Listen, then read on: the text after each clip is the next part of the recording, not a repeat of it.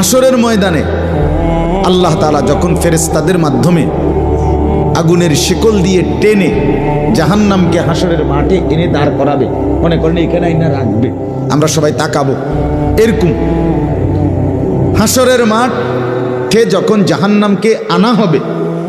এই জাহান্নামের দিকে এক নজর তাকাইয়া হাসরের ময়দানের সমস্ত নাফরমান পাপী বেঈমান আবারও বলবে আল্লাহর কাছে, রব্বানা আখিরনা ইলা আজালিন করিব, আল্লাহ একটু সময়ের জন্য দুনিয়াটা আবার ফেরত দেন, হায়াত আবার ফেরত, সময়গুলো আরেকবার দেন, আরেকটু সময় দেন, নজিব দাওয়াতাক, আপনার সব কথা তখন মেনে নেব, অনাত্তাবিউর রসুল, আপনার রসুলদের আনুগত্য করব। আল্লাহ বলবেন না, না বান্দা,